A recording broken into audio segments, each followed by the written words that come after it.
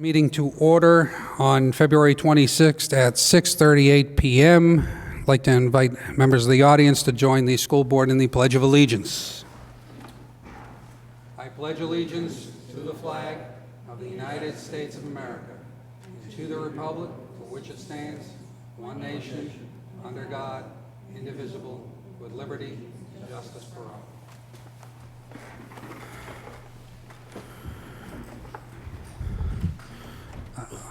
Looking at item 3 of the agenda, adjustments to the agenda, seeing none. Moving on to item 4, approval of the school board meeting minutes dated January 29th, February 5th, and 12th, 2020. Is there a motion to approve the minutes? School board member Walters. Yeah, I move we approve school board meeting minutes dated January 29th, February 5th, and the 12th, 2020. A motion's been made by school board member Walters. Is there a second? Is there a second? School board member Marsden. Any discussion on the minutes? Any adjustments? Seeing none, roll call vote. School board member Walters? Yes. School board member Scheiman? Yes. School board member Marsden? Yes. School board member Johnston? Yes. Minutes pass 4-0. Agenda item 5, there are no correspondence. Moving on to agenda item 6, public comment. Is there anyone who would like to speak before?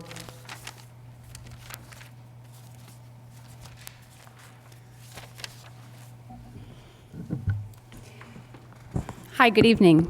I'm Inga Brown. I live at 161 Simpson Road here in Saco in Ward 1.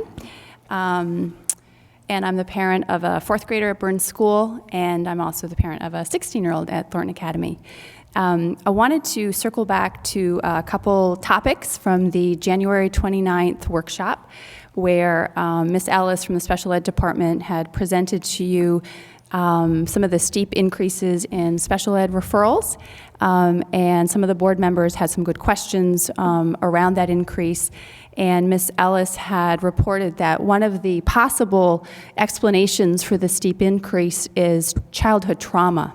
So tonight I'd like to circle back to that topic of childhood trauma, and I would also like to connect to some questions that Mr. Marsden had also asked, and that was around the safety and security of our school buildings and what happens when someone walks to a school into the main door.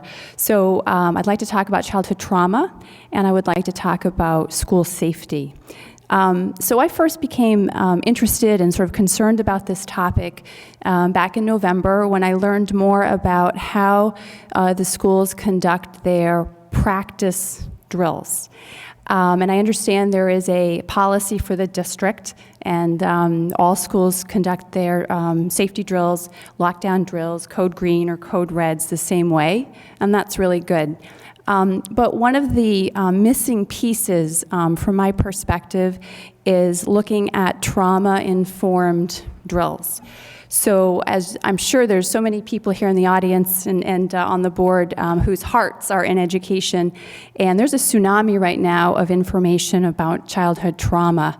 I have a packet for you that I'd like to give you afterwards. I don't want to distract you now, but I've collected about 5 articles that talk about trauma, and there is a growing consensus that unannounced drills where staff and students do not know whether the drill is an emergency, an authentic emergency, or simply a practice, that's considered actually very harmful to students. And the data is there to back it up. So unannounced drills are actually doing more harm than good. And as a teacher myself at Thornton Academy, I can attest to the success that we've had with how we do our practice drills. In my school, teachers are informed ahead of time the exact date and time of a practice lockdown drill. That allows us to prepare mentally and to get ready to lead the students through the drill. The intercom announcement by the administrative assistant identifies the drill as a practice drill. This is a practice drill. And I can tell you that my students who are high school age still have a good amount of anxiety with a practice drill. But as teachers, we're able to guide them and coach them through the drill, and they take those drills 100% seriously. There's no goofing around, hey, it's a practice. There's none of that. And so what I would like to do, I'd like to share the information with you about best practices around safety protocols and lockdown drills. And I would like to circle back with you, and I'd really like to urge the board and school officials to look at revisiting the policy around our safety procedures and to update them. One of the most important aspects to these policies is to make sure that you have a multidisciplinary group of people at the table when these protocols are reviewed and designed. And what that means, of course, is to have school counselors, maybe a school psychologist, social workers, teachers, admin, and of course, our local police involved in how we conduct those drills. They need to be student-centered, trauma-informed, and I think if we do that, we'll see an increase in how students actually feel about the drills as well. Ms. Ellis had reported to you that a majority of our students, or a large number of our students, are undiagnosed for trauma. There's no way for us to know of all the difficult situations that they have experienced in their lives, and we don't want our school policies to be a trigger or an indirect reminder for trauma. Trauma is wired in the brain, it's deep, and of course it has lifelong effects. So if you don't mind, I'd like to just maybe I'll give it to the secretary, the information, and then we can revisit the topic another time. But I do hope that you would move it up on your to-do list for review. Thanks. Thank you. Can I ask her a question? Inga, is it okay that, do you have a copy of your article that you wrote in the, I read your, okay, great, thank you.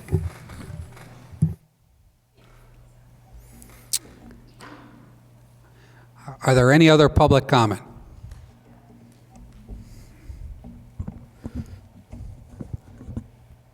Doesn't want to stay up. Hi, my name is Tony Pileski. I live at 7 Chantel Way. My wife and I have a 9th grader at TA and a 7th grader at the middle school. I just wanted to, I don't have anything prepared, just echo what she was saying, that if there are drills that are happening that the kids don't know are drills, that seems kind of silly to me. At all ages, down to the little ones all the way up. Most kids know that there's drills, but if they don't know that it's fake and they have a phone and they're taught that that phone is for emergencies, that's an emergency. Then a parent gets called. I realize that's a low chance of that happening, but so isn't the thing that we're having drills for. So it seems like a logical scenario. I also have family members in the military, and I'm pretty sure that when they do serious drills, even they, 99.9% of the time, know it's a practice drill. So that seems appropriate, but that's all. Thanks. Thank you. Any other public comment? Moving on to item 7, Superintendent's report. So I just want to kind of follow up with that.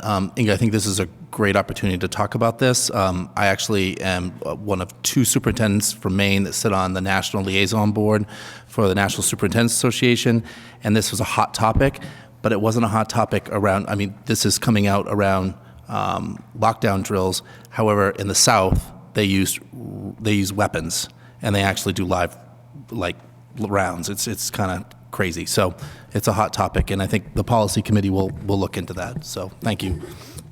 A couple different things. Yesterday was we sent out to all of our staff SMS today, all white day in remembrance of Robin Stinson. That was been a year since Robin passed. Most people wore white, and I also went to it's called the Love Gala, but it was the Center for Grieving Children, and they actually spotlighted our school, SMS, and most particularly Robin. And Chris, if you could play it, it's very short, but I think it really sums up the culture of SMS and our school system. So, and this was played at the Love, it's called the Love Gala, but they do different stories and how the Center for Grieving Children help.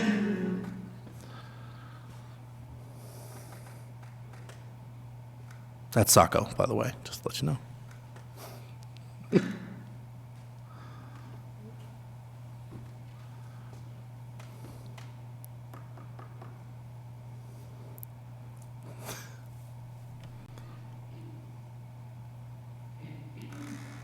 Technology.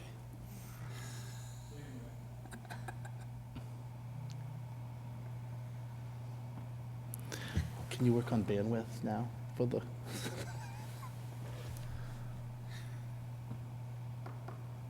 Anything can be worked on with price. So what we're okay.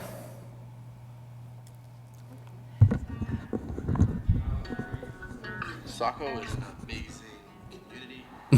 Everyone supports each other here. It's not just the school. It's more. Oh.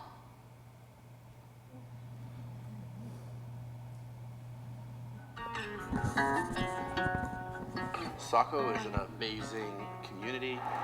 Everyone supports each other here. It's not just the school. It's more. All the teachers are really nice, so everything is really great coming here. I think the people in this building are what has kept me here for 25 years. They're there for you when you need them. My dad came into the room. He was like, "Hey, Noah, I gotta tell you something." I'm like, "Yeah?" I can't believe it's almost been a year. The Saco community is grieving the death of a popular teacher. Robin Stinson was an English teacher at Saco Middle School. I found out at 7:30 that night.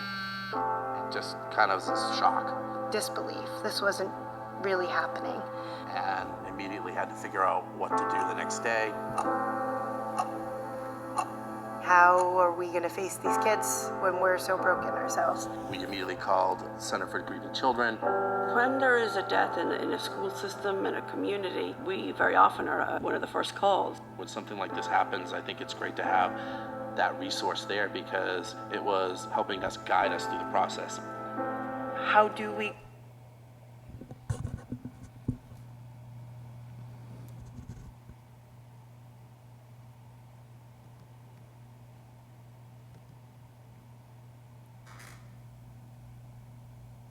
As you can see, it's buffering, so it's still trying to catch It's up only 2 minutes long. on the so we'll network. try.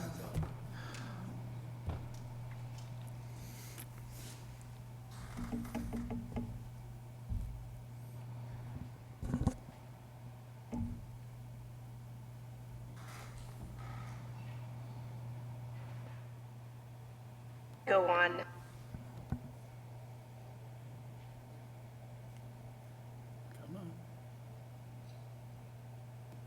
When the kids are here tomorrow, how do we address that and still be sad at the same time? Everyone was just really depressed. It was just it was really bad.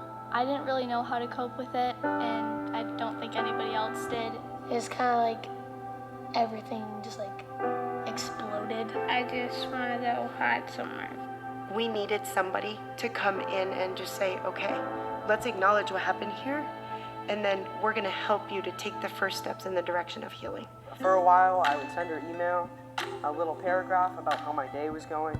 We talked a lot about how to speak the truth, to, acknowledge feelings, to say things like, we are all hurting, but we will be okay. That center place, the Grieving Children, I think that's a really good place. I think it's just great that people want to come in and help and make them feel like they're not alone. Robin is probably one of the best teachers that I've observed. She was a great teacher. She was the best. I just felt like I could talk to her about anything. She would always put others before herself. She meant so much to me. Thank you, Miss Stinson. The support that we got from Center for Grieving Children helped us to get through it and got us to the point we are now where we can, look back and smile and remember her for all the good she brought to the building.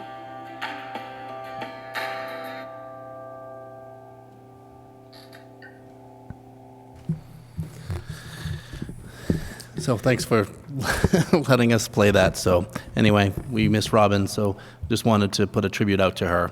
It's been a year. So lastly, Ward 1 papers are ready to go, I think March 2nd. So if anybody's interested in Ward 1 to come on the school board, we're missing a seat, so we welcome anybody to come on board, so, or multiple people, so we can have a vote. And that is it. Thank you. Moving on to item 8, Chair's Report. Is there a report from the Chair or the Vice Chair? This here, that's available on the school site, is that correct? Is this presentation that was played available on the school website? We're going to try to put it on there. That has a keyword. I did get permission to play it, so you might have to just type in a password to do it. So we'll put that on the website. Hopefully it'll be better. So, okay, we'll put it on there. Okay, thank you. You're welcome. Is there a report from Vice Chair Scheinman? Not at this time.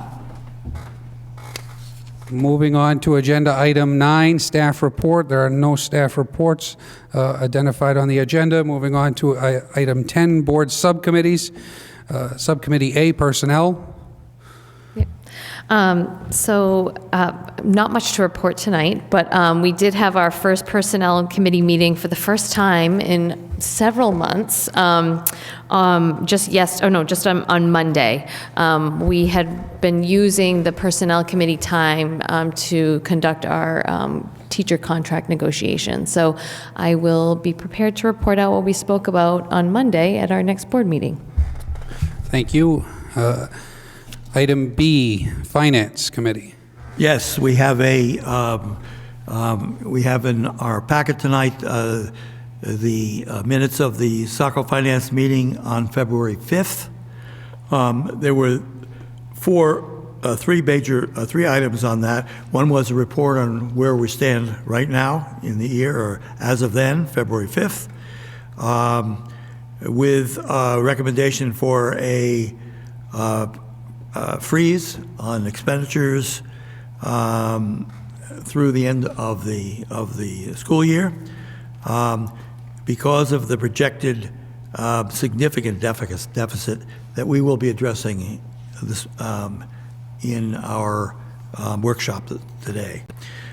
Secondly, we have been notified that we received $933,000 in subsidy for the coming school year, which will also necessitate, by the way, and it has a tax implication too, because $500,000 is also obligated as part of that from the Saco community in tax money or revenue from in tax money. The third item has to do with main care, that we were slow in getting funding, getting started. It has, by the way, since this time is starting. There was, at this time when the report was made, it said that we'll have a report in the future, and since then we have updated information on that. Thank you. Thank you. Item C, Infrastructure Committee.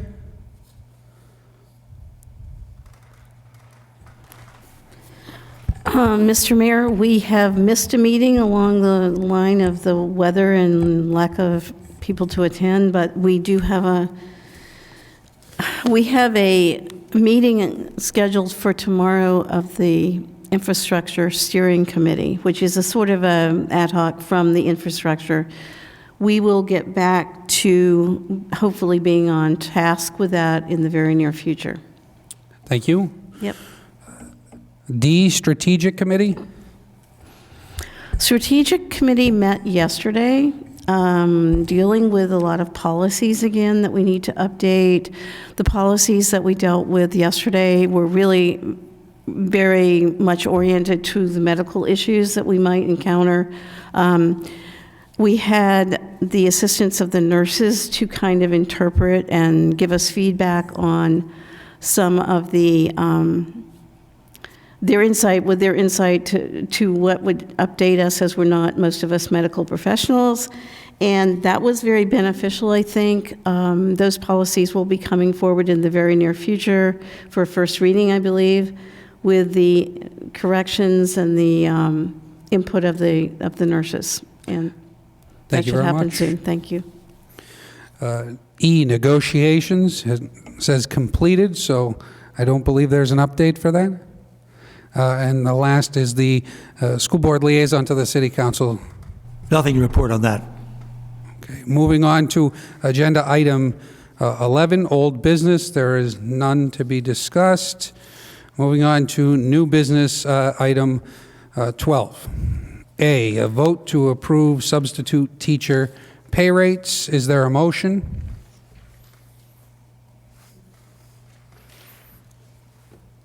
School Board Member Scheinman. I move we approve the new substitute teacher rates as presented, effective 2/26/20. A motion's been made by School Board Member Scheinman. Is there a second? Second. A motion's been seconded by School Board Member Marsden. Any discussion? Seeing no discussion, roll call vote. School Board Member Walters? Yes. School Board Member Scheinman? Yes. School Board Member Marsden? Yes. School Board Member Johnston? Motion passes 4-0. Moving on to item B, renew administrator, principal, assistant principal contracts. Is there a motion? School Board Member Walters. I move to renew the administrator contracts for Maureen McMullen, Fairfield School Principal, Peter Harrison, Young School Principal, Timothy Kane, C.K. Burns School Principal, Joshua Honorato. I always have to, sorry, I had to think about it again. C.K. Burns School Assistant Principal, Kenneth Hawkins, Saco Middle School Principal, and Thomas Partridge, Saco Middle School Assistant Principal for the 2020-2021 school year. Motion's been made by School Board Member Walters. Is there a second? Second. Motion's been seconded by School Board Member Marsden. Any discussion? Mr. School Mayor? Board Member Johnston. I would just like to say that I believe that the board would benefit by some updated information about the progress and the challenges of our administrators. That's just a general statement that I'm going to throw out to the board and the superintendent, and hope that in the future we will be a little bit more informed about what is going on with the administrators, how they're doing, what they're suffering for challenges, what they're accomplishing, et cetera. That's just a statement of a sort of a request from me that we see that in the future. Thank you. Thank you. So under staff report, would you like to see a report of from the principals and assistant principals on schools? I would like to see whatever we can. I mean, this is personnel issues to Yeah, some extent, so I want to stay within the bounds of that. But yes, I think the board could benefit from knowing what the current and updated issues and challenges and accomplishments are for our administrators. Thank you. Thank you. So we can certainly do that. Each one of them would be an executive session, and we would invite them to be part of that. So, okay. Thank you. All right, thank you. Any further discussion? A roll call vote. School Board Member Walters? Yes. School Board Member Scheinman? Yes. School Board Member Marsden? Yes. School Board Member Johnston? Yes. Motion passes 4-0. Moving on to agenda item 13, which is adjourn the school board meeting and enter a workshop. Is there a motion? Mr. Mayor, School Board Member Johnston. I move we adjourn the school board meeting and enter workshop. A motion's been made by School Board Member Johnston. Is there a second? Second. A motion's been seconded by School Board Member Walters. Any discussion? A roll call. School Board Member Walters? Yes. School Board Member Scheinman? Yes. School Board Member Marsden? Yes. School Board Member Johnston? Motion passes 4-0. We are now into the workshop at 7:03.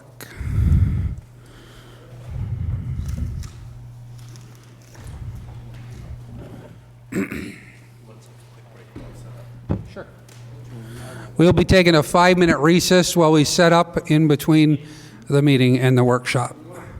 I'm moving this one over here. Yeah.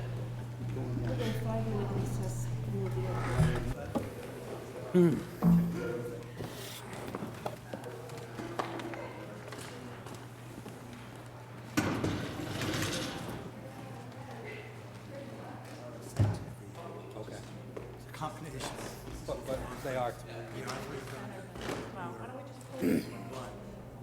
No, I still need that. Okay. We'll just do Thank like you. this. Center? Look like that. How about that? Easy enough? Okay.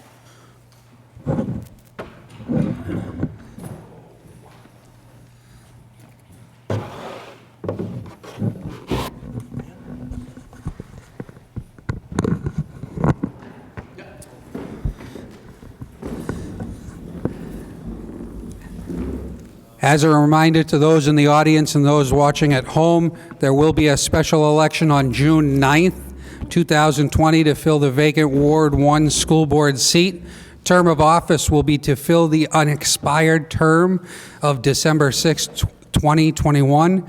Nomination papers are available March 2nd, 2020. And in order to qualify, you're required to submit 35 signatures from qualified voters in Ward 1 to have your name on the ballot. Filing deadline is April 10th, 2020 at 4 p.m. Thank you.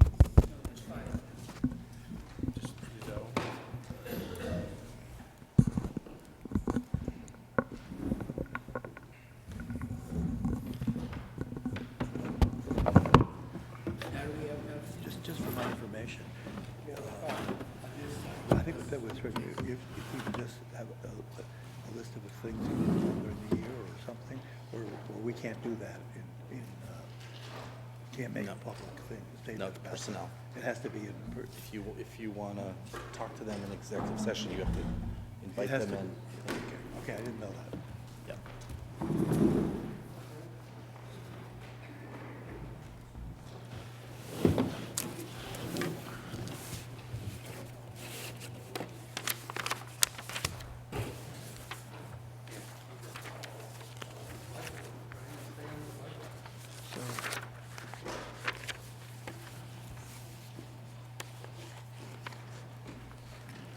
Do you want to sit? No, let's point out this little.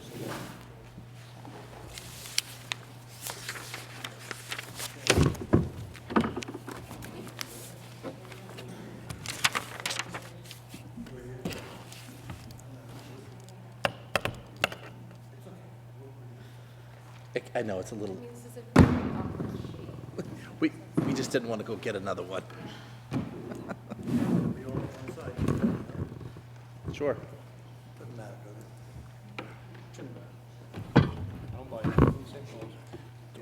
Put a bill like this. Chair at the end of the table. I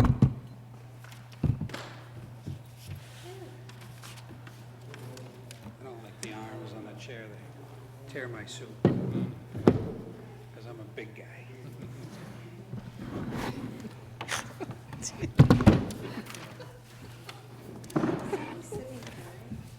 Somebody put their stuff there. That's not mine, is it? No, it's not mine.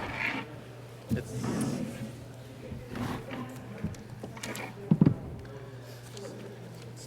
I think so. Let's just make sure it doesn't. Trip over that.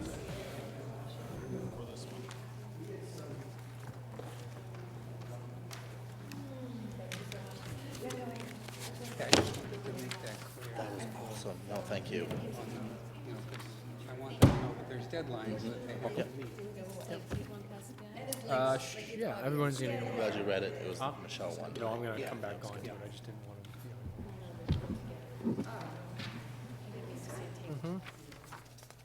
Yeah, everyone's gonna need this for their books. I'll explain it. My book is screwed up anyway. Do the last pages though, right? I think it was. Just because they're blank and I throw them away. No. Yeah, it was the adult ed and school nutrition. You got it? They had warning. I gave it to you the second meeting after I gave you guys the. You should have them in this paperwork. That's I can print you new ones. You do, okay. I handed Give them. you mine. We didn't have it in time. We didn't get them in time, so I handed it out at that meeting. It's okay. Bill, do you have one down there? You gave me those? Okay, this is for Stan's got one. Those are. No, I didn't get it. Okay, so that's for Lynn. This is for you. Don't throw these away. I'll explain where they go in your book in a second. You got yours?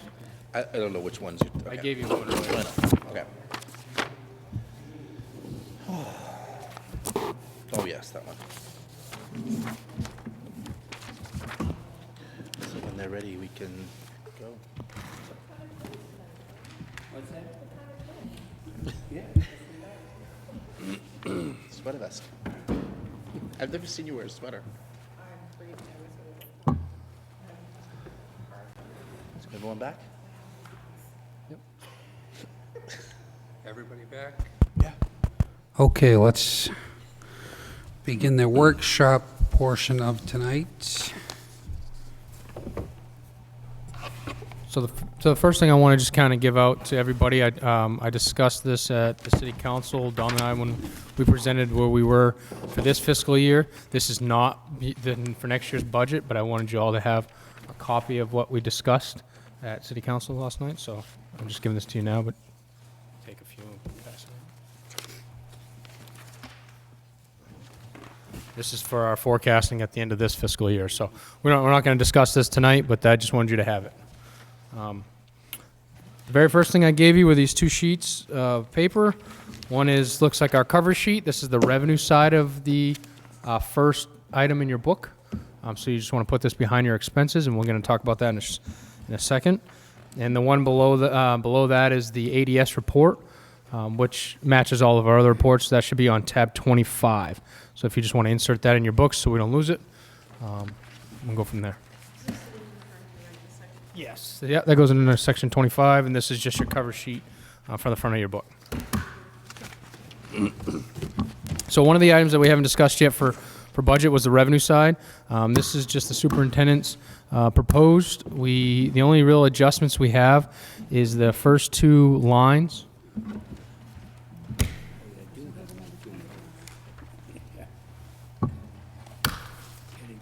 I'm just going to wait a sec to make sure they're all set.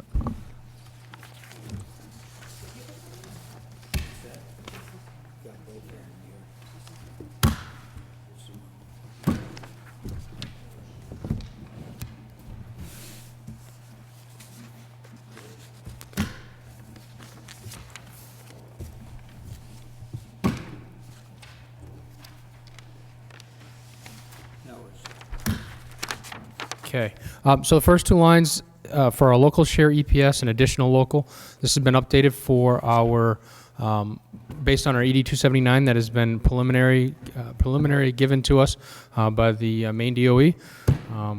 We have to increase our tax base for the local share by almost $500,000 to receive the additional $900,000 in subsidy. So that's just the way the formula works.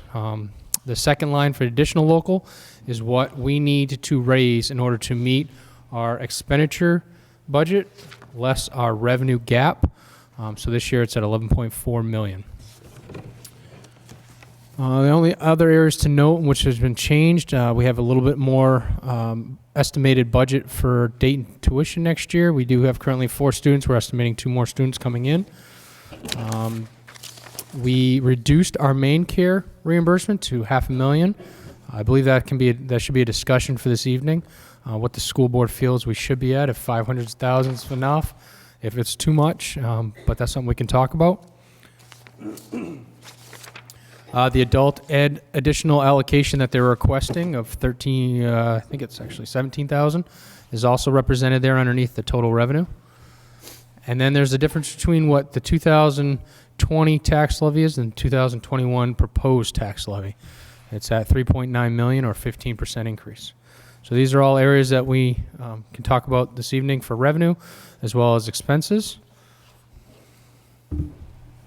I also have one more handout for you that I'm hoping will be a useful tool for us tonight as we get talking.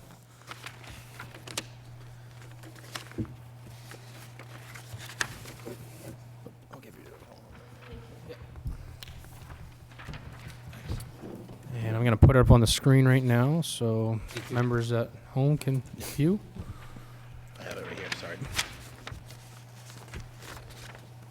Oh, you don't want to.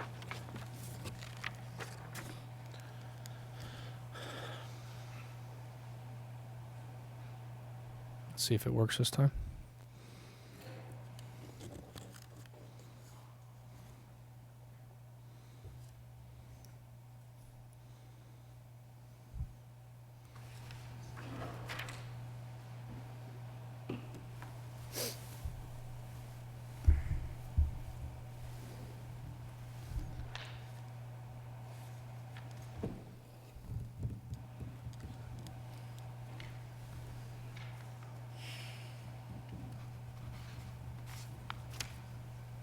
Chris, is that TV1 or TV2?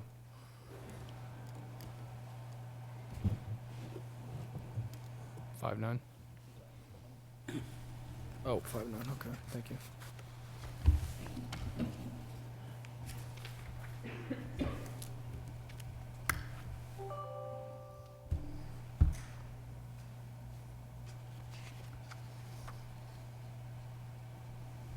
Really? Let's cancel it.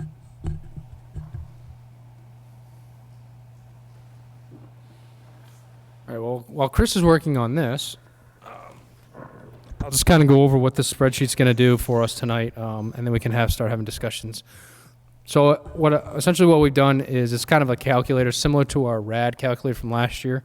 What I wanted to do is basically say, have where we were for last year's budget, what the increase to restoring our $1.1 million reduction that was done last year, what that represents for the increase of this year's budget, what the superintendent's expenditures, basically what our operating costs we anticipate for next year to be, and broken down by percentage and giving us a total overall budget of $44.8 million. There's a line underneath the superintendent's expense budget. Essentially, this would be for the school board. When the school board decides where they would like to see the budget based on recommendations below, we can start listing some of these. We're calling them system enhancements now instead of RADs, as well as obviously areas for budget reductions. So the way this sheet works, and we'll get up on screen as soon as we can, underneath the system enhancements or reductions, basically if there's suggestions by the school board, I will kind of type in what those suggestions are, what the budgeted adjustment would be, whether it's an increase or a decrease. List them all out underneath. Then at the end, if everybody agrees to them, we'll say yes to approving them. And whatever that adjustments are done, there we go. Thank you, Chris. Whatever those adjustments that are done will represent up above and change the way our budget is. So again, quick, let's just say enhancement, right? Increase. Let's say we increase it $10,000. Okay. If it's approved, I'm going to say yes to it. The top will show a budget adjustment of $10,000. It increases our budget in additional, and it represents what that change is in the budget. Pretty simple. Again, it's very similar to what we did with the RADs. So this top piece is expenditure only driven. But if there are changes to revenue, we can put it in the system enhancements, whether you want to increase or decrease certain things. And essentially, it will do the same effect on the bottom line of what we do for tax increase. So if you scroll on, I'm sorry, not scroll, but you guys can see it. Below is our tax implications. So currently, again, it did the same thing, laying out the $1.1 million to restore the tax levy from last year, from this fiscal year to next fiscal year. The additional increase that's proposed at adult ed is $17,078. The superintendent's total entire budget, which is represented as a tax of 28.9% base, and then I subtracted out what this current fiscal year's taxes. So it's a $3.9 million tax levy increase at 15.2%, and each area represents what the percentage makes up. So the $1.1 million is 4.22% of it. Special ed, not special ed, adult ed is just under 0.1%, and then the additional expenses that we need for next fiscal year is about 10.9%. Any questions on the format of this? Currently, again, we can talk. Could that be blown up just a little bit? Or a bit more? Sure, absolutely. Yeah, a little bit more. It's kind of hard to see from over there. While Jason's doing that, I just want to make sure that people know we still have a couple different variables that we don't have. One is health insurance. We have, right now it's at 8%. Last year it came in at the years ago. It was a flat rate for this fiscal year. Yep. The other thing is, which we did hear from Justin Chinette the other day, that there could be more subsidy coming depending on legislature stuff that's going on at the state level. So those are two other things. So just want to make sure it's really hard when we don't have all the different information. So I'm not sure how the format wants to go here. I know we've got a lot of questions. I know. I have one suggestion that I think it's important to put this in context. this year as opposed to previous years. We did a little study of 5 previous years, 2015 through 2019. I actually have that handout too. If you Yeah, would you pass that out? Because the previous year, 2019, I believe we had a negative tax impact. We had a negative because we had we underspent the budget by $1,300,087. $1,387,000. And it actually had a negative effect on it. So you have to consider this in the context. That's important because one of the reasons why it's as high as it is this year is because last year we had a very good year, and that's not the way it works when you have increasing expenses. So Steve asked me to do a little bit of analysis on what our last 5 years' history was for Saco schools. Technically, it's 6 years, but when you're comparing from one year to the next, it only gives you about 5 years worth of averaging. So the first item Steve asked me to look into is what is our fund balance, because he had a constituent say that he thought maybe we overspent our budget every year. So it kind of just explains it a little bit where we have come in at the end of each fiscal year from 2019 2015. Relative to budget. Relative to budget, correct. So as you can see, every year that we've, except for the very first year, we've made our mark for our revenue side, and to the tune of $1.5 million over the last 5 years. Our deficit has changed variously throughout different years. Last year being our best year we had is $1.3 million surplus. The year prior to that, we were we overspent budget by $177,000. The year prior to that, there was a regular tuition that caused our budget to the student numbers were significantly higher than anticipated. So we had a deficit that year of $1.2 million. And then 2016, we had a $160,000 surplus in our expenses and $218,000 surplus in 2015. So overall, what it means is that over the course of the last 5 years, we've actually had a net gain of $1.88 million for the school department. Now, it doesn't seem like it's been that great because we started off with a deficit right off the get-go from my RSU. So if many of you remember, we come out of the RSU with a debt of essentially almost what our total surplus is. Yeah. So that was the first analysis he asked me to do. Second one was, where have our school budgets been for the last 5 years? Again, that number's changed significantly throughout the different school years. 1 year, we only increased our budget $124,000. 2019 was a large increase for us of $3.8 million. Overall, we've increased our budget over the last the difference between the last 5 years is $7.5 million, or on average $1.5 million. That equates to a 4.25% increase every year, essentially, since the start of the school year. Yeah, and what I'm pointing out is that if you go through a year with actually a negative impact and you are increasing your expenses because of the fact you have personnel, and we also had RADs. If you're increasing those things, it's going to gang up on you the next year. And what I'm saying is, it is ganging up on us, and we have a problem here. But I don't think it should be unexpected because of the fact that we should, you can almost calculate that that's going to happen if you reduce things to zero the next year, and you're spending more, and your teachers are making more each year, it's going to jump. And that is half, I think, of where this problem is, right here. But it is a problem we have to deal with. And the last one that Steve asked me to do is the tax impact. What Steve is referring to is with the reduction of the $1.1 million last year, our tax impacts actually was reduced to the city by $1.193 million. So we didn't have any increase to the taxpayers. As a matter of fact, we had a reduction. But the prior years we had increases. Like again, the 2019 we had a large budget increase. The tax impact increased by 3.5.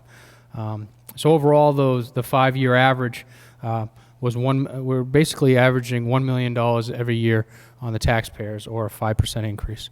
So these are things to keep in context with various years, how we've ended, what we've done in different budget cycles, and how that's impacted the town, as well as what is the following years to come. We did that for you. Yeah.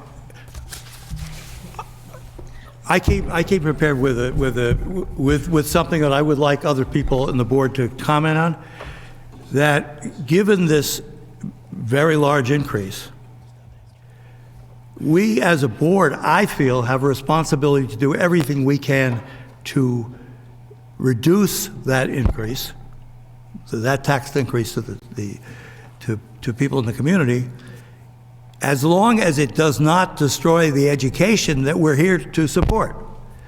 And to me, that's a critical factor.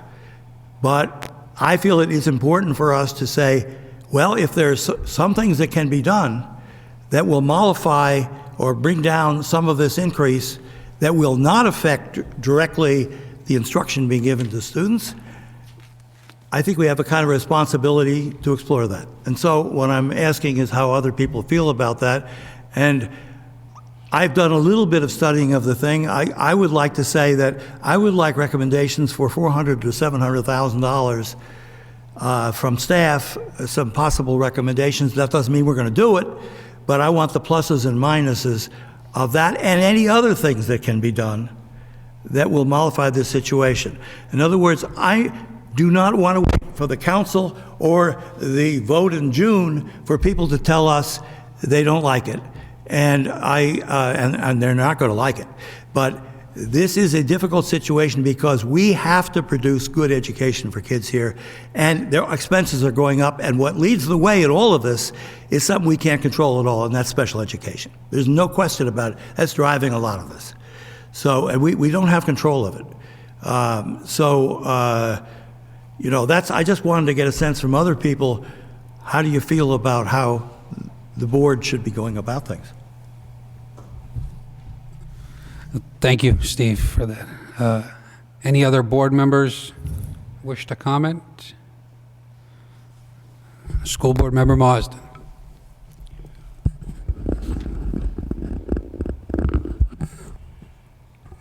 Okay, to start off with, I haven't seen any of this until now. So my first reaction is shock. Second reaction is this isn't going to go through. It's very nice to say what you said, and I agree from the education standpoint. However, to tell the public that we're looking at a 15% increase is going to take a lot more than the people at this table to even begin the discussion, never mind actually put it through. So that's my initial reaction to all this. Thank you. Any other comments from the board?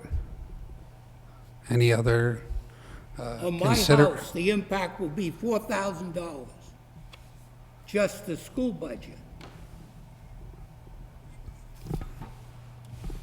I don't think that's So I do just want to clarify what the tax impact means. We'll have to have more conversations with the city on what that dollar figure actually does to the mill rate, because it may change based on, a lot depends on the growth, depends on new evaluations. So it is a large number. I'm not going to sugarcoat it, but I don't know exactly how that will turn into true dollars for a home, an average medium home. But that's something we still have to consider and have further conversation with the city about. And I think that's what would be really helpful when we sit down. I was talking to the mayor tonight about when we sit down with the city council so they can give us direction around where they would like to see us to. And we don't want to do what we did last year because that causes confusion everywhere. So, but really this is your budget. You're letting us know where you want to go. We have we did have Steve put on there $400,000 to $700,000 reduction. I don't know where you guys want to go. So we're just kind of, again, this is just, we pushed the budget forward. There's no increases, there's no RADs. It has all the contracts that we've all settled. 80% of our budget's people. So that's kind of where we are.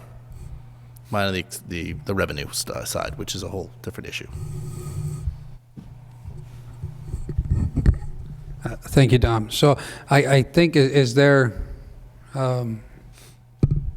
School Board Member Scheinman has kind of put on the table something for the board to consider and give direction, not in the way of a vote in a workshop, but in a way of consensus, giving direction to the superintendent and Jason to go through and bring up some areas for reduction, and then present the pros and cons at the next meeting when you start to look at deciding on your budget. So I think it might be helpful to kind of go around to each individual school board member and say, maybe give a consensus if you're in favor of that or not. Not in the way of a vote, but in the way of just generalized thought process. School Board Member Leary. Am I? Hello? Yeah. I would like to know what 400 to 700,000 would impact that percentage rate, because I don't think it's going to be very much. Correct.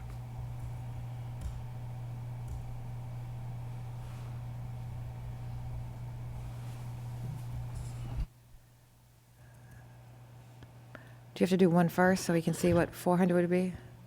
When you hit click yes. the yeses Got and it. the no's. That's why I have kids. 1%, that's not, it needs to be a lot more than that. So what is our total increase by contracts, percentage-wise, for next year? Isn't it like 4.2% or something?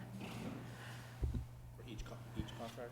Well, it's across the, employees across the board. That I don't have the analysis on hand right now for that, but the teacher contract, I believe, was the average salary was 4%, yes. 4%. That's just the teacher's salary. I mean, So, you know me, I'm going to make a suggestion. We try to just have a proposed tax increase of 4.5% total, and let's see where that goes.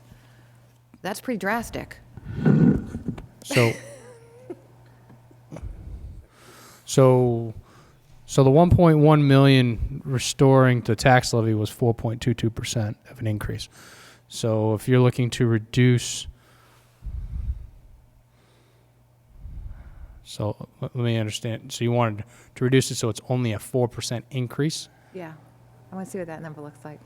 Well, that's only increasing our tax revenue by 1.1 million. So we would need to cut $2.9 million.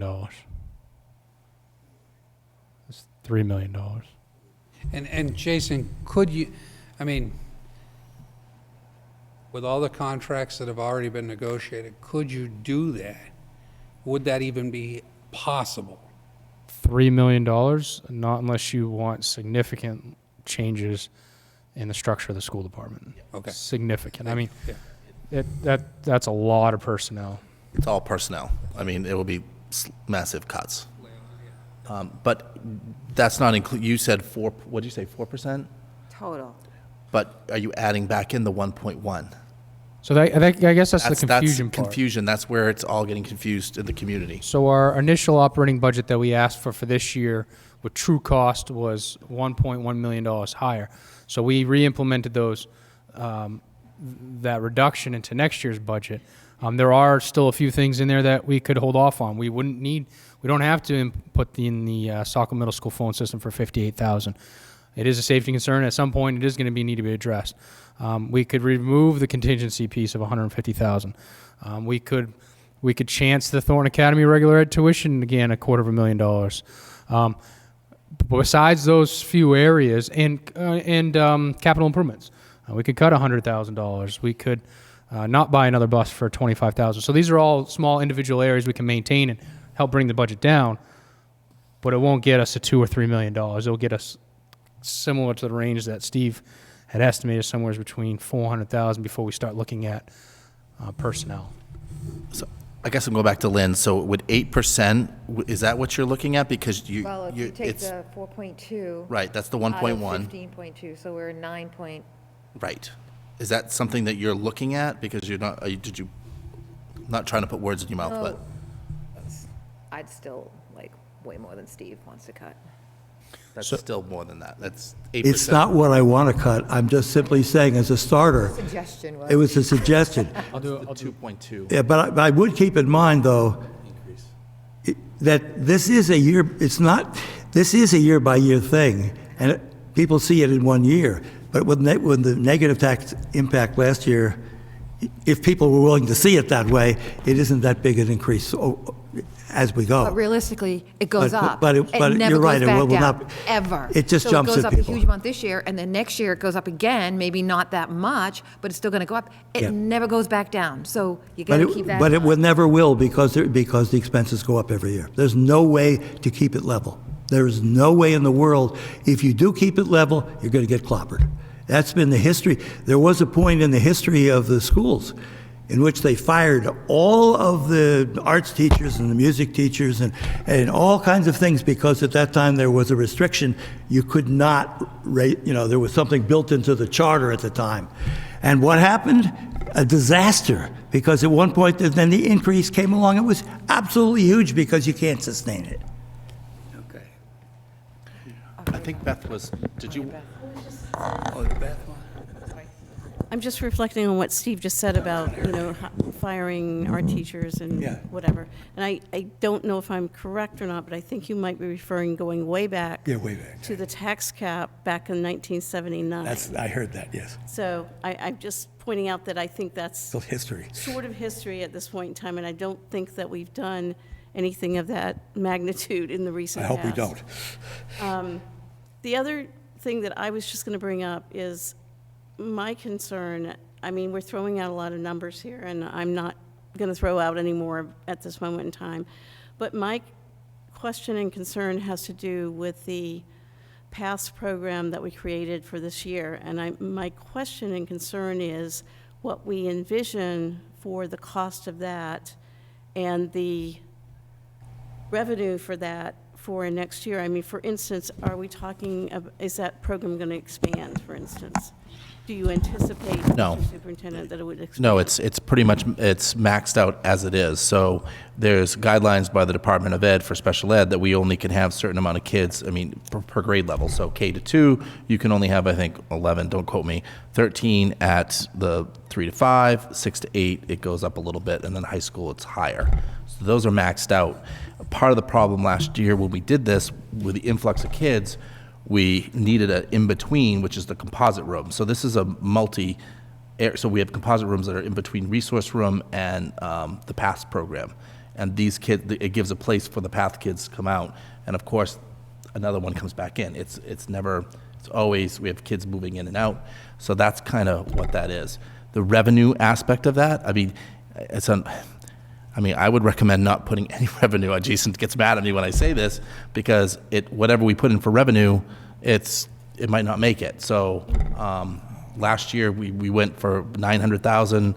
I remember saying I was a little concerned. I know we came in higher, but then we came back. I said 450, and that's part of the reason why we're at a kind of a deficit now. But so to answer your question, the past programs, they're great for kids. The benefit is to make main care money. And we're working really hard. We're actually looking to Bill 28, which is another whole for functional life skills. But it's also keeping teachers safe. If you ask any of the principals, these programs are helping a little bit. As you remember, last year, a lot of teachers were getting hurt, especially at the elementary level. You can ask any of the principals, they're here now. So, there's multiple reasons why we want to have these type of programs, but. Well, just, my question is basically, at this point, in terms of the budget, in terms of, obviously, when you expand programs, you tend to have expanded expenses. And yes, there's revenue coming in, which is, at least at this point in time, somewhat unpredictable. But I was just concerned about the expansion of the past program in terms of the budget. Right, there's no more expansion. Okay. That would be with a RAD, and we don't have any more RADs. Thank you. So, yeah. School Board Member Marsden. Okay. Okay, the move to put the 1.1 million back in says to me, from your perspective, things that are essential were cut last year. Otherwise, why are we trying to restore them? So I think that's part of the confusion. And again, I don't know, everyone has a different view on that. I thought the council was very clear when they did the midnight thing and Bill, Mayor, please jump in, they reduced each cost center by $137,000. I thought, and Jason helped me, they said, this is just to reduce your surplus that you have, because we had a surplus last year for the first time, for a long time. But unfortunately, we're going to be on the expense side, probably over a couple $100,000 roughly, but we're also on a freeze. So maybe we can get closer to that 1.1. However, it's the revenue side, that's where, because we over-predicted the main care funding. Does that make sense? Did I say that right? Yeah, it does. And I always go back to the one cost center that even though it was reduced 1.1 million and it was equally done throughout all the cost centers, and again, the intent was just to take the surplus. And the main cause why I say that these expenses are necessary is one of the cost centers is other instruction. We only had $215,000 in that cost center to begin with, and that is just mainly our before and after school programming for RTI intervention, as well as our summer school program and any of our extra and co-curricular drama clubs or types of clubs and sporting events at Saco Middle School. So we only had $215,000, and when you cut $137,000 out of that, you're cutting the whole cost center essentially. And so what we had to do is we had to zero out those dollar amounts, but we still had sports, we still have before and after school programming this year, and we still had our summer program. So when we say we're restoring those expenses, I'm basically just putting those dollar amounts back into the accounting aspect because they are true costs. And it wasn't discussed to cut those programs. It was just to remove the money from the accounts so that I can get to the 137.5. Yeah, almost to prove the point, if we had cut our budget by $1.1 million to accommodate the loss of the revenue from the council, we wouldn't have made it because we would have had to fire a bunch of teachers in order to do that. There's no way that we could have. We had no recourse at that time because it came at the last minute. If you cut by 1.1 million that much at that time, we couldn't have absorbed that except by cutting personnel. There's no other way to do it. And that's why I believe that was not a wise decision to do that. But what I think the council was hoping was that we would take the money out of our reserves, which we did. But there were additional overruns in that year that caused us to go below zero. Yeah, so that's where we're in a jam. So this year we did earmark some savings. Again, I would go back to the SMS phone systems that we were supposed to implement. We did not do those. As a leadership, we did try to earmark approximately $477,000 worth of savings, and they are true savings. We said, hey, we're going to remove the contingency. I say true savings as in the hope was that we didn't have to use contingency.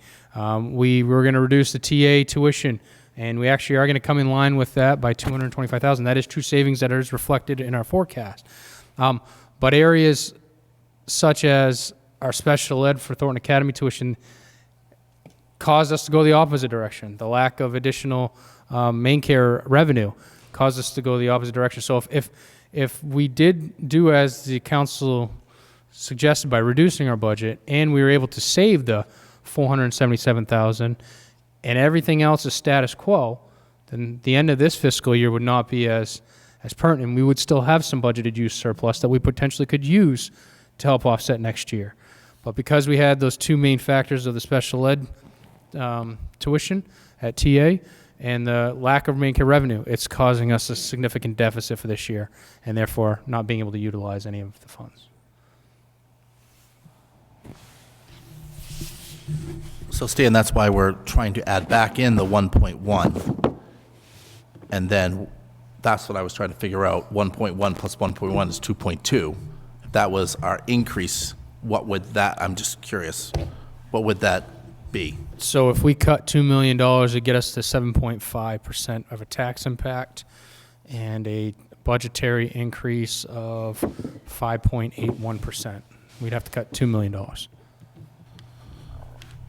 I want to continue with this area here. I'm trying to get a grasp on what we're doing.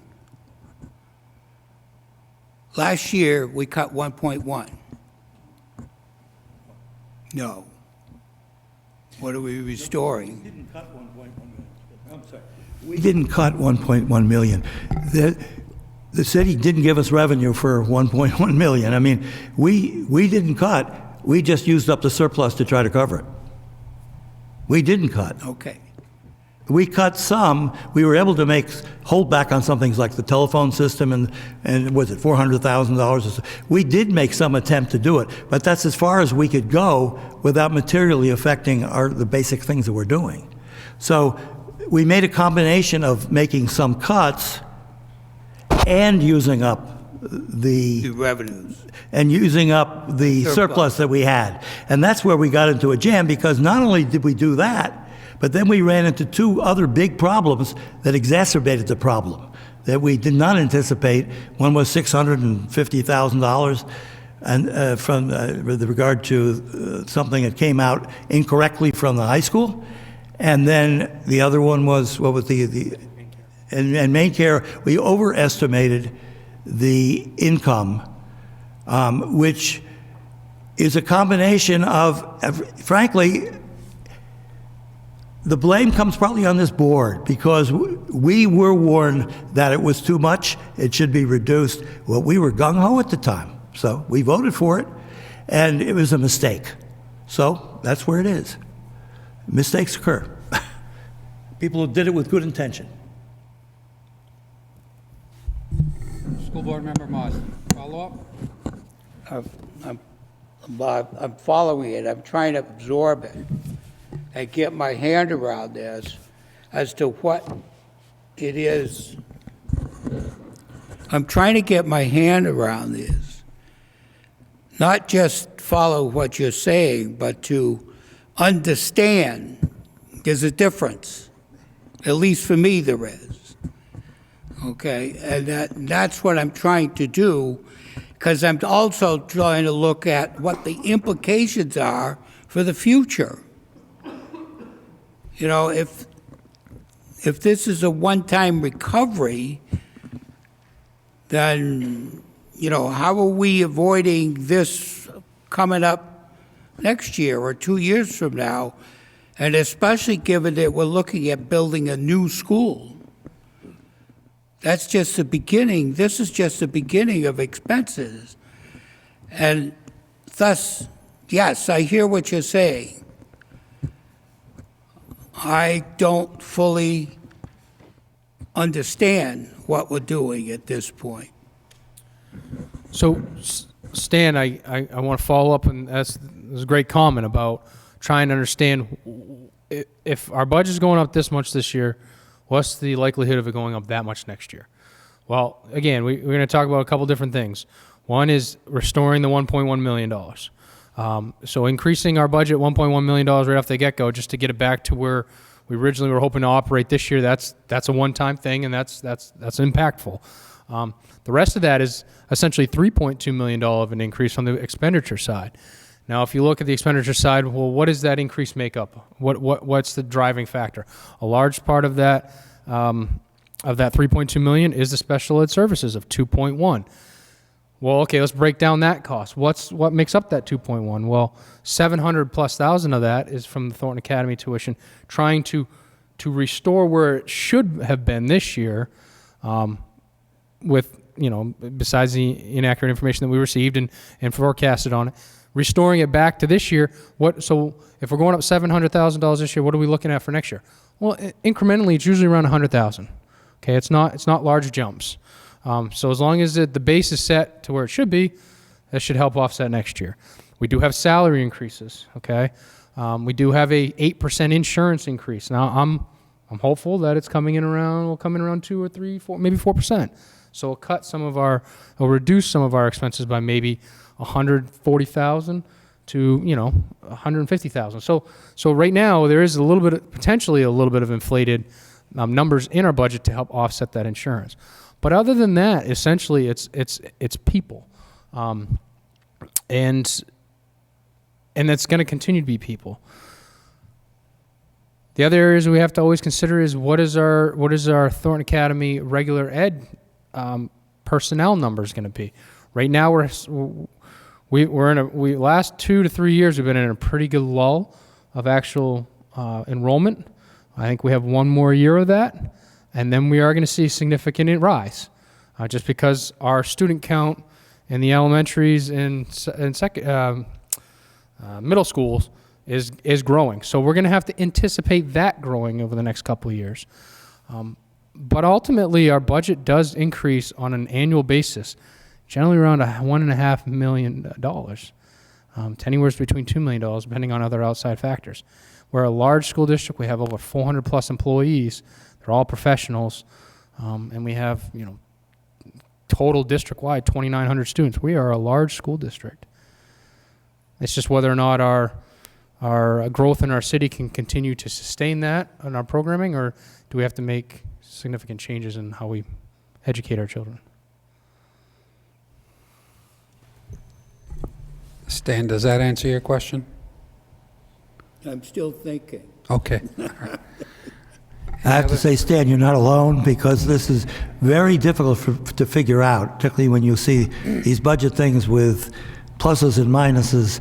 The problem is real, and the problem is real right now, and we have to come up with a resolution to the problem somehow or another, and I say this over and over again. At the end of this year, we're going to have a budget. Somehow, we're going to have one. The question is, how do we go get it? We have to have education for the children. That's not going to stop. And I personally feel we've done a very good job at improving the education. This is shown by a number of ways. The test scores show it. I mean, there's no question. The students going into Thornton Academy, the scores go up every year. We have evidence of the improvement of the students. I don't want to see that stop. And some of the things we're doing has something to do with that. So if we decide, hey, well, we don't need coaches, we don't need this, that, and the other thing, and somehow we do those things, I think we're going to pay for it. We're going to pay for it in terms of our community and what is, I think, we should value in this community. And from my point of view in the school board is, my preference here is to back the educational community, because that's why I feel I was elected. That's what my whole career has been. So I'm very mindful of the taxable thing too, and the council's going to see it very differently than I'm going to see it. But I think we should do everything possible to get that cost down, and that's why I suggested something in the realm of not affecting a lot of people. But I'm just one person, so. Superintendent Tabatsi, did you want to say something? No, go ahead. School Board Member Marsden? Thank you. The part of the problem I'm having is the adjustments that we made last year were not real. We were pulling things out of a reserve that we need to have, and now we're trying to restore them. Correct? Yes. And that's not a real adjustment. That's a cut in the resources that you have need to have in order to function.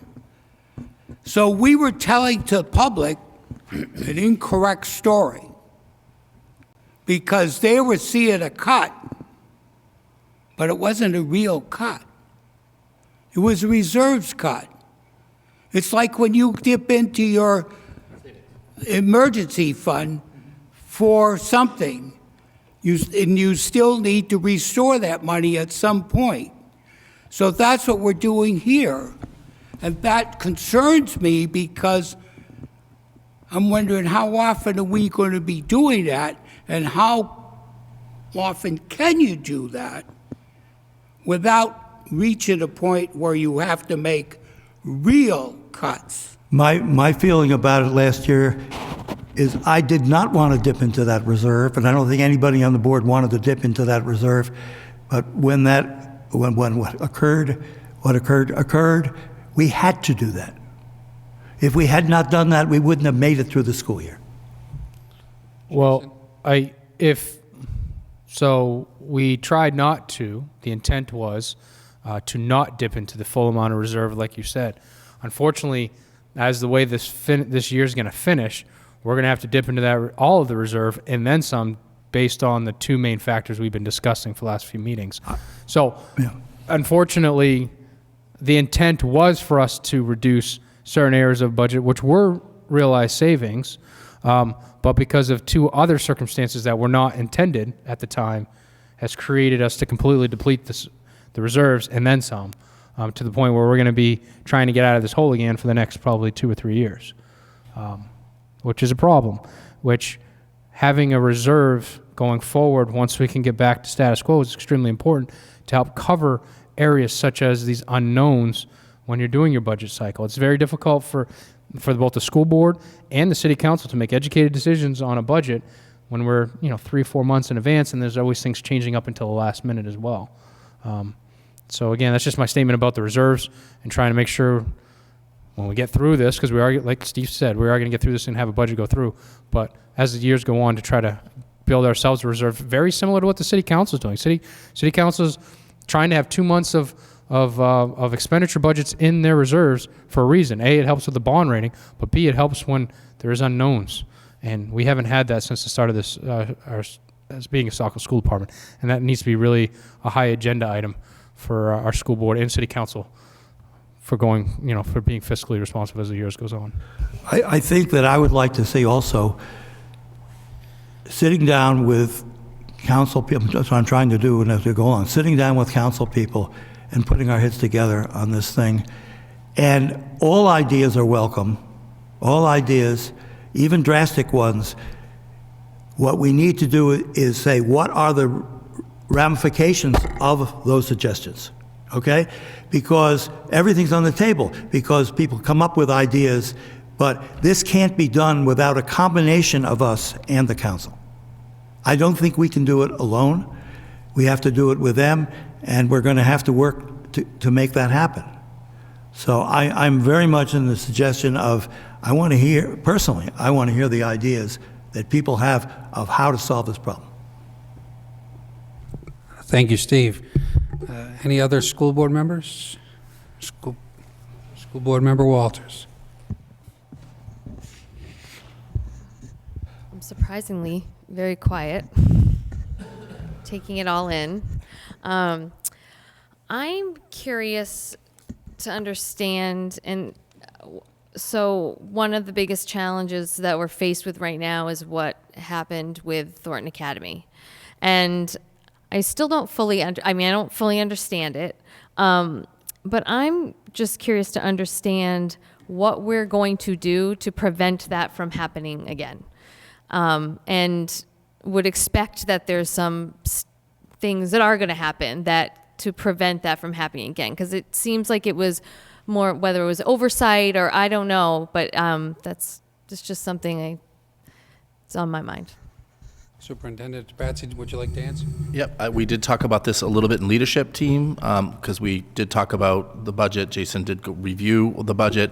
I did talk to Laurel. I kind of pointed to Laurel. We need to really look at looking at that, and we have to kind of brainstorm, and I think that's what Steve's talking about. How do we have more oversight? I'm going to have a meeting with Rainey to talk about that and other ideas. So there are ideas in that. We just have to kind of brainstorm with that. And I personally think that is an extremely important point. It's not that we don't want it to happen. It can't happen again. Because every time this kind of thing occurs, the reputation of everyone connected on the school side goes down.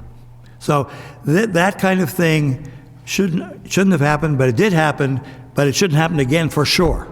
That's what I would like, is assurances that we have enough oversight that it will not happen again. And I think that can be done. I don't see why not. Thank you, Steve. Any other school board members?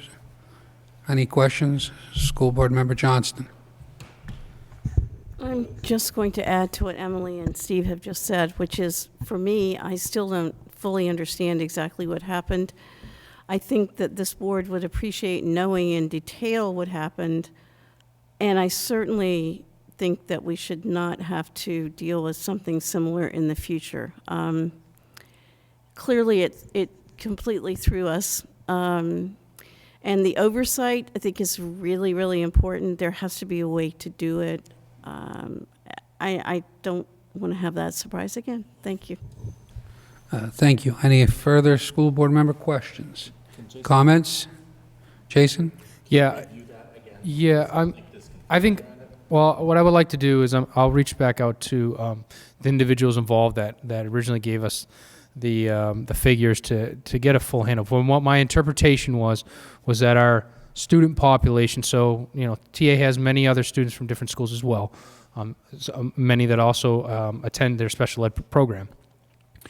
We are a percentage of their expenses based on our student population in that program. From my understanding of, and again, I will definitely follow up and get a little bit more detail, but I believe that our percentage was incorrect during the time of the calculation, therefore giving us a lower number than what was the true cost of our population at the end of the year. But I will ask them for a little more detail.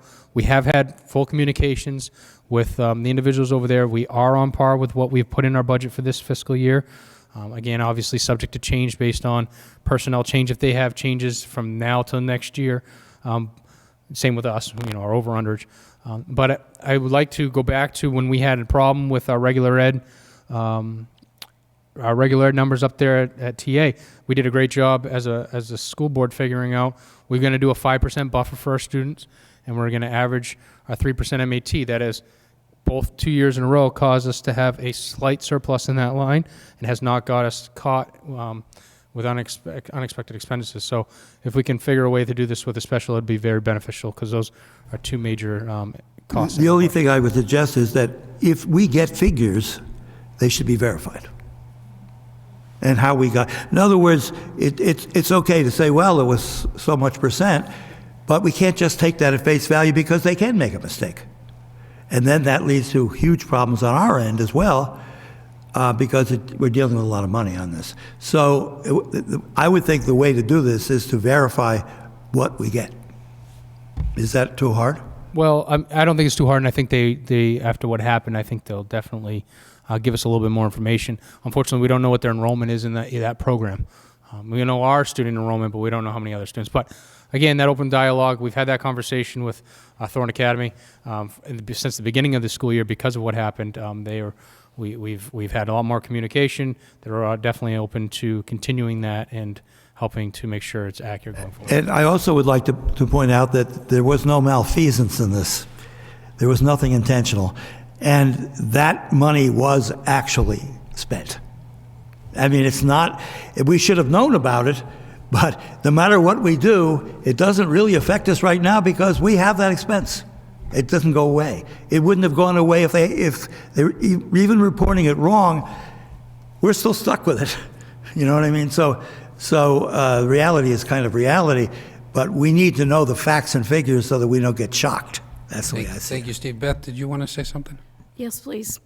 I just wanted to ask the question or put feelers out on this answer so we have a certain number of special education students at Thornton Academy. I am thinking that each one of those students has certain different costs to us in terms of special education, because some students have certain accommodations and other students have maybe less accommodations or more accommodations. So I'm thinking that each student is tied to a certain amount of money, or at least maybe an estimate amount of money. And I'm just wondering if that's one way to approach the question so that we have a better handle on the amount of money that we're looking at. Yeah, so basically, having done this before in another 60% school, you usually take the programs with the teacher and the ed techs, and you divide it out by basically what the IEP is providing. So whatever the IEP team that we do have representation at, whatever the IEP is, they figure that out, and that becomes the cost. Typically, for most of the special ed at TA, it's about 70%. Mm-hmm. We pay 70% of their special ed costs. And then we also have our own individual, I believe it's called Bridges program. Is it Bridges? Or there's one program that's specific. Tides? Nope. No. It's, I believe it's Bridges. It is Bridges. Okay, thank you. Sorry. It's specific to only Saco expense. So only Saco, it was a request, I believe, by the Saco School Department years ago, and I'm not going to speak to exactly what it is, but that is directly only Saco students that are in that program for that cost. So Dom is correct. There may be a classroom of 10 kids. You have a teacher and an ed tech in that classroom. So that will be maybe 7 of those students are Saco, so it's divided by 70%.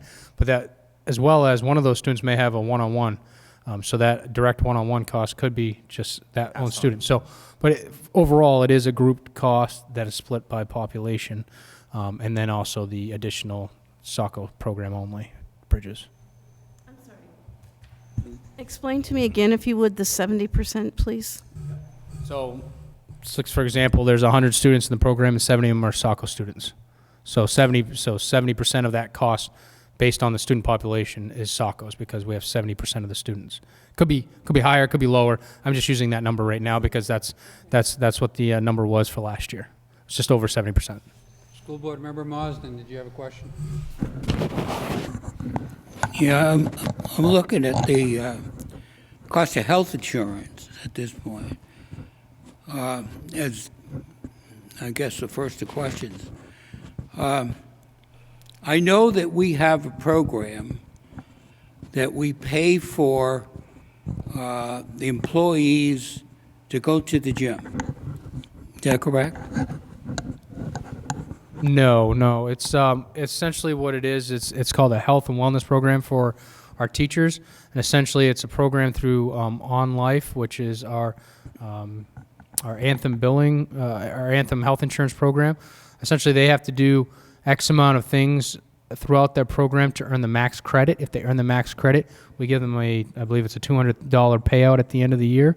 It's an incentive to be active, be healthy, to help reduce our ratio. But no, we do not pay any cost for employees to attend a gym.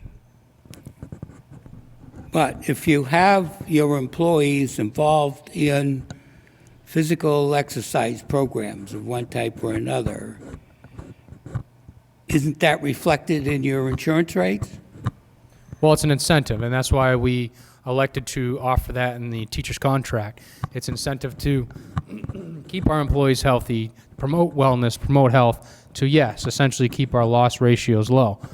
But the day-to-day employee going to the doctor isn't what drives our costs. It's the individual that may have cancer for that year that will drive our loss ratio through the roof. And that turns and makes larger expenses for the whole district. We are in a very good plan with the MEA benefit through health, Anthem. We're in a pool of all school departments in the state of Maine. They pool all the funds and create the different ratios to put us in tiers, which helps reduce our individual school increase. It's a very good plan, and as well as it keeps minimum large increases year to year, because over the years our Saco Schools has been a very healthy community. Did I answer your question? Kinda. The thing I'm thinking of is that a lot of the banks, out of which I retired from, have physical exercise programs of one type or another that are either run by gyms or run by a facility that's at the headquarters of the bank, if it's large enough. And the people that are involved in it have to be involved in it in order to get health insurance. And as a result of that, the organization gets a cut in their rates because they've got healthier employees. And it impacts even things like those that are overweight. Now I'm wondering, are we looking at things like this? I know the contracts have been already done, but if that results in significant savings for an organization that employs almost 500 people, why aren't we looking at it? I think the difference, what you're talking about, is public versus private sector.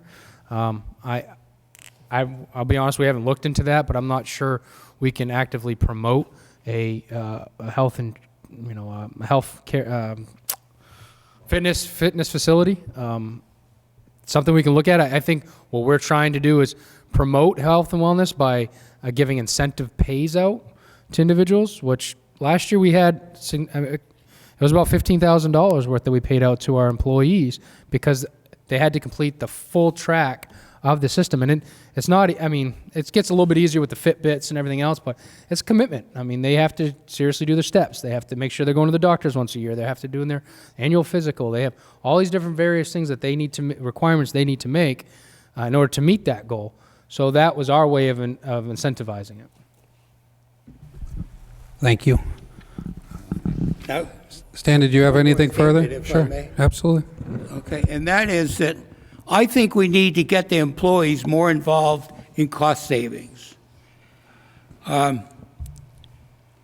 lot of times, the people that are out there doing the work knows what can be done or should be done in order to be able to make it more efficient, less cost than what we're paying right now, but nobody's asking them.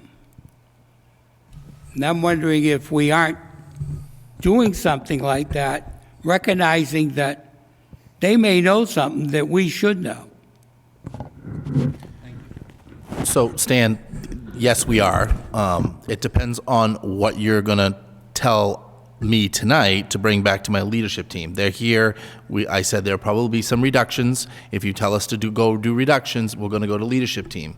We'll get that. But I'm also going to go to and I met this evening with the union, all 3 different bargaining units, and we talk about issues, we solve problems, and I will give them the task to go back to their staff and get their input as well. We try to get all the input. So it's going to happen. It depends on where you go tonight. So if you say no cuts, this is probably going to the city. If you're telling me to go back and reduce, then we'll reduce. I need to know where, and I know the night's getting late, and we do have an executive session. So where do you want to go as a board? Thank you for that. I just would like to point out a potential. It's not a reduction per se, but it might have some realized savings. So years ago, the city council created a facilities director position but didn't really fund it. Went out and said you have to get a cost savings to show your worth, basically to make your salary. And the facilities director went through the process of identifying areas where they could see some realized savings. And that happened. And that continues to happen where that director goes through and finds savings. And here's a great opportunity where I think we can see some realized savings in our buying power and so forth if we do more collaboration between the schools and the city. And I think that's been a goal of the school board and city council, to have more collaboration. And I think the operations and maintenance budget, in conjunction with the facilities budget, because they're city-owned properties, could be combined or could be looked at under one roof, and therefore seeing a budget savings of approximately $200,000 to maybe even $400,000 by looking at cost-saving measures through buying power, supplies and so forth, and different contracts with different entities and so forth. So that's what I would encourage maybe the board to look at, is more a collaborative effort with the city and see if we can get some realized savings. So, but no reduction. I'm not looking to reduce. It's just a thought process of collaboration.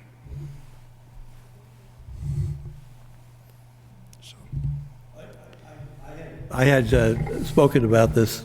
I think we should explore ideas like that. And I would like to explore that idea and any other ideas that keep costs down. That's how I feel. And I'm not sure the best way to go about it. I think collaborating with the city, and I think Glennis, the finance director for the city, and myself, I think she's very good about reaching out to us in certain areas and trying to find, one of the ways was they were exploring a payroll function. Unfortunately for us, in-house on that particular front was more cost effective for us. But we talked about doing the when we redo our copiers and stuff. It was great. We actually asked the city if they wanted to jump in as well because they had a few machines. So all those are definitely ways for us to continue to save. And the more people on board and the more people at that table, I think would make it that much more beneficial at that time. Absolutely. School Board Member Marsden. Before I put any kind of number, even $1,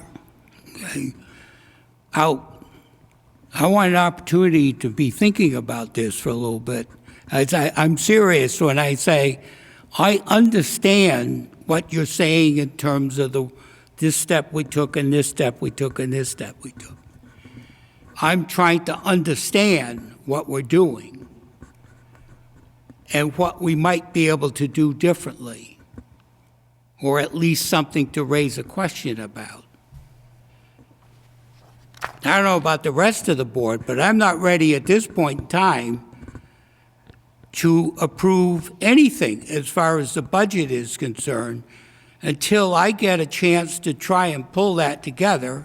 And I would suggest that we need at least one more workshop after all of us have had a chance to think about this, then to start trying to come up with some kind of a number or whatever you want to call it. But at this point in time, it's unrealistic to ask for anything at this point, given what we've been presented. Unfortunately, there is a schedule. Thank you. Sorry.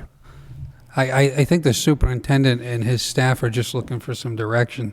I don't think they're asking you to vote on anything tonight, but just give them some direction on whether you want them to go back and reduce whatever they can and come back with you with pros and cons of those reductions. I don't think anyone's asking for a decision tonight. I think the other thing is we're on a timeline, and so we have to get the budget next week. We have 2 more meetings. Next week is a budget, the public hearing on the proposed budget. Then the next week, I'm well aware of that. yeah, then the next week after that, you have to vote on it because on that Friday it has to go to the city. I'm well aware of that.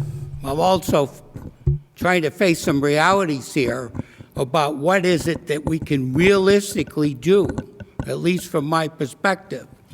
And I'm not going to give you any kind of answer tonight.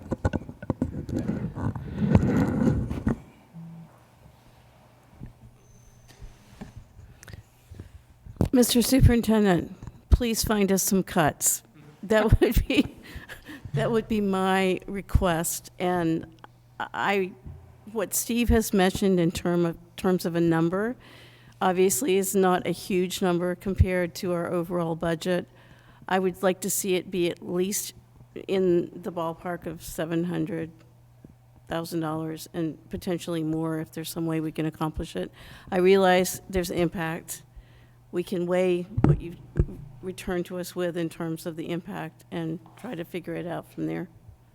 Thank you.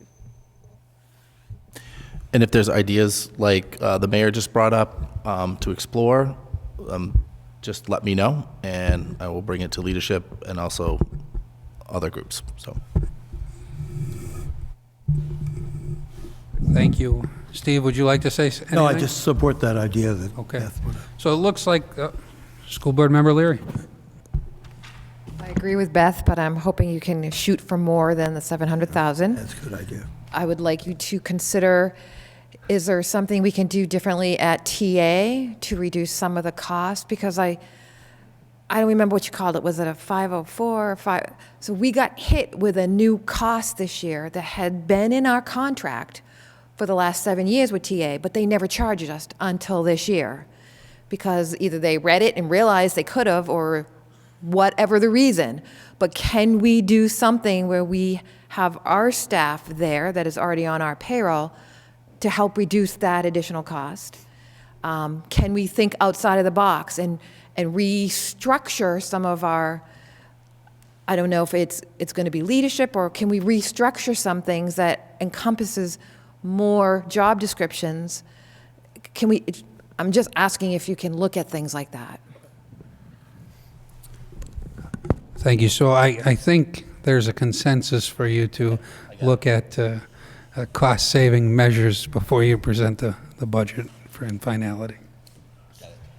So for Jason, clarification, since next week is the public hearing, should I publish on the website the current situation we're in now with all the expenditures, have it on the website for people to review so they can come and comment on that at that time, regardless of whether or not it just... I think that would be proper. Okay. Okay. As a preliminary budget, I'll make sure it's Right. underlined as preliminary budget. And sort of have it in there that you were charged by the department, the school board tonight, to come back with an adjusted budget. Sure. But I think it should be clear that it's preliminary, but you're working on it. Okay, thank you. And we've done this before, believe it or not, since I've been here. So we will list those from, I think how we did it last time as a team, we listed it from top to bottom, and we numbered, we try to stay away from kids as much as possible. Yes. Yes. So we've done that before, and then you will decide how far you go. And I don't know how this works, and just to address the question that school board member Marsden put out, would it be possible to schedule another meeting after the hearing, the public hearing, for us to discuss more if we need to? I mean, it's something extra, because what I'm hearing from Stan Marsden is, it's on my mind too. And that's one of the, one of the things I'm looking for. That's scheduled and published, as far as I'm concerned at this point, that's off the table. What we're looking for is trying to come up with budgets, meeting the different deadlines that we have, and we can't go by that schedule and get that accomplished. So, Stan, we have to go by that schedule. You can call as many board meetings, extra meetings you want. We just have to make sure the public knows. But each Wednesday, next week is the public comment, and then after that is your vote. If you want another one, then you guys have to come up and say, next week we're going to have another board meeting some other night.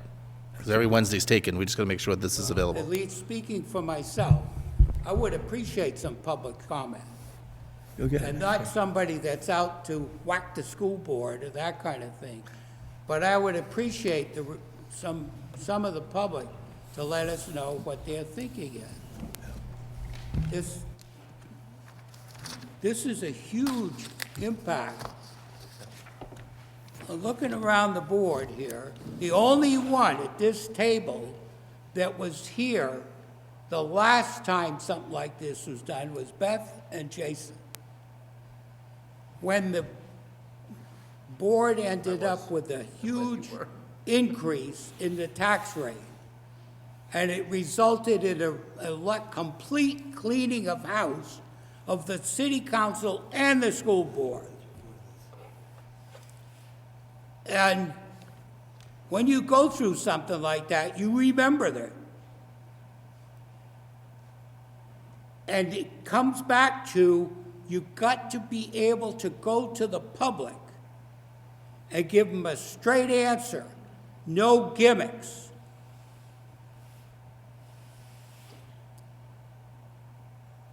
And it can't be something like, well, the costs go up.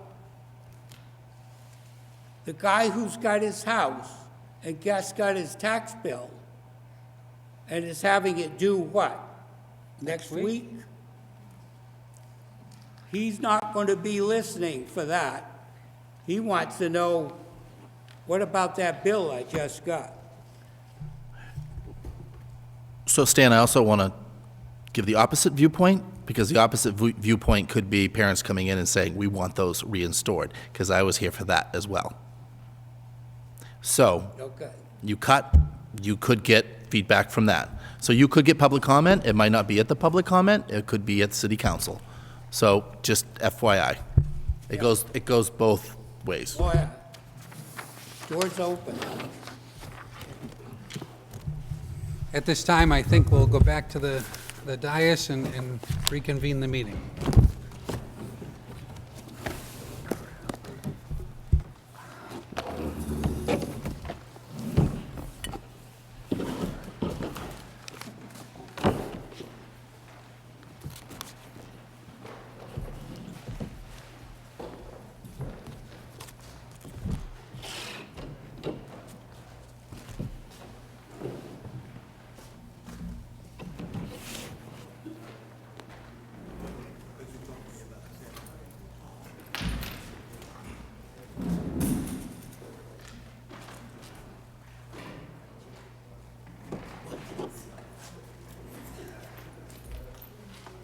It's really not that bad. But no homework's been done on how do you communicate that with somebody. That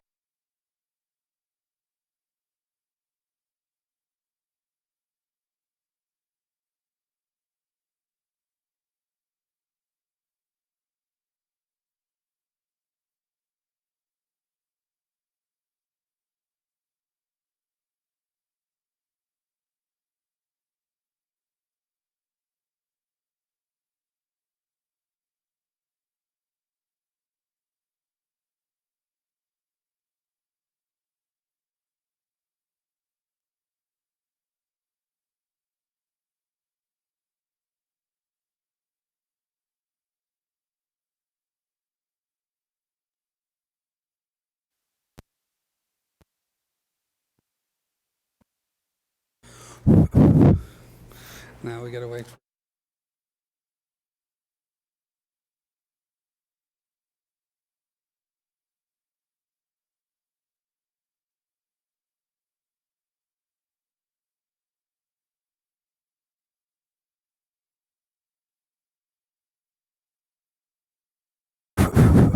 There we go.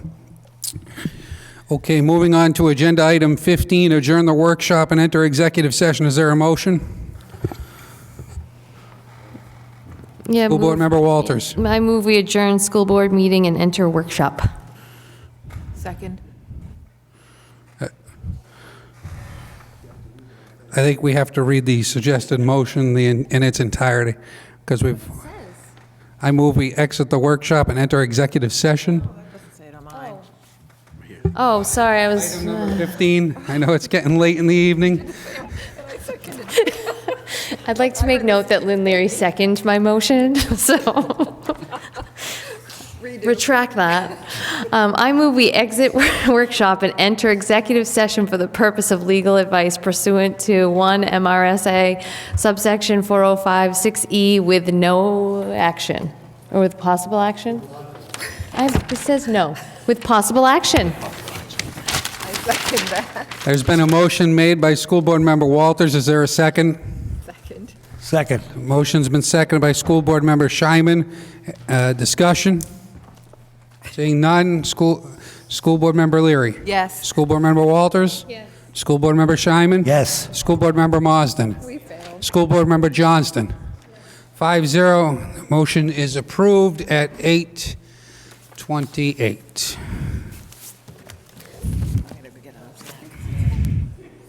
We will be taking a 5-minute recess before we enter executive session, which will be downstairs in the conference room. Executive session downstairs in the conference room. Yes, sir.